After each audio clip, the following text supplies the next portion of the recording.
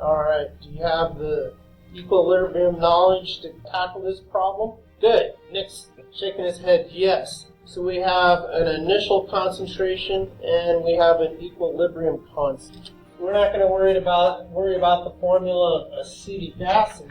I'm going to just use our generic HA. There's our equilibrium arrows. And maybe I'll go ahead and put water in there.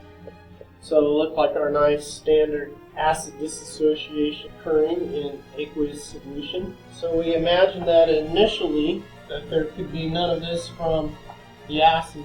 Just imagine somehow we have this in pure form and we put it in enough water to have this concentration. So we'll call that our initial condition. Change occurs. All of that's going to go away. And this will form, and that will form. We don't know how much of this forms. We call it X. One-to-one stoichiometry. All these others after the X. So then at equilibrium, there's what we have. Alright, what's the next thing I need to do? Set equilibrium. Exactly. Ka is equal to hydronium ion times anion. Then what do we do with the last row of our ice table? Plug it in. Should look something like that.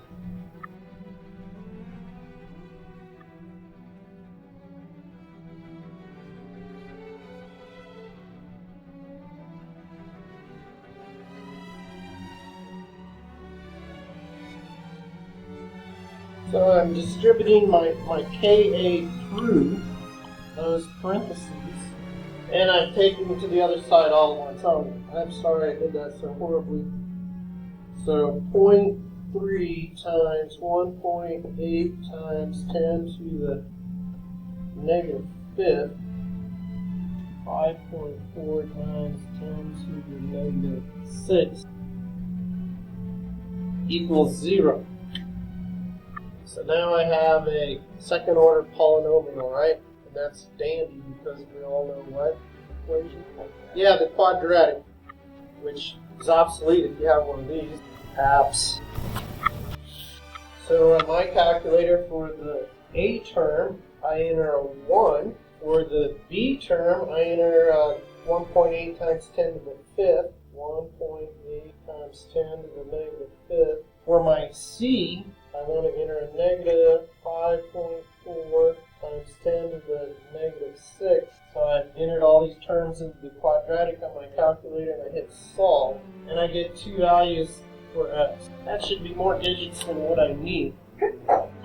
So the quadratic has two solutions, right? So if x equals a concentration in my ice table, this one here doesn't make any sense. So we're going to just ignore that. And we can say x equals hydronium ion concentration. And now we got a nice value for that. And so that means molarity of my hydronium ion. So now I can find the pH by taking the negative log of this number. And I just wrote down every digit my calculator gives. Now most pH meters can't go past 100th of pH. It's a logarithmic scale. That's asking quite a bit. But that should segue into another idea here, and that is, well, we're going to talk about percent ionization next. But we want to do maybe what we call a shortcut method. So if that is what x equals, how much of this do I have around at equilibrium? Well, that's the 0.3 minus 0.00233148. Let me just pull that up on my calculator. 0.3 minus 0.002148. And let's ask ourselves, how close is that to 0.3? Well, yeah, pretty close. So there's a shortcut method. The shortcut method says too small to make much of a difference. And I'll just put a little question there. So notice, if we say, well, let's assume it is, and so we're going to ignore this, I'm going to have something that looks like Ka equals x squared divided by 0.3. Now I'm going to have 0.3 times Ka equals x squared, square root 0.3 times, why don't I just put in Ka now that we're getting ready to go to town here on this. Find my radical. Square root 0.3 multiply 1.8 times 10 to the negative fifth and hit enter. What did we discover? Here's my quadratic equation, gave me 0.0023148. Ignoring this made the math a little easier. I didn't have to remember the quadratic or have my fancy calculator. And at least over the 2 digits, I got the same thing going on.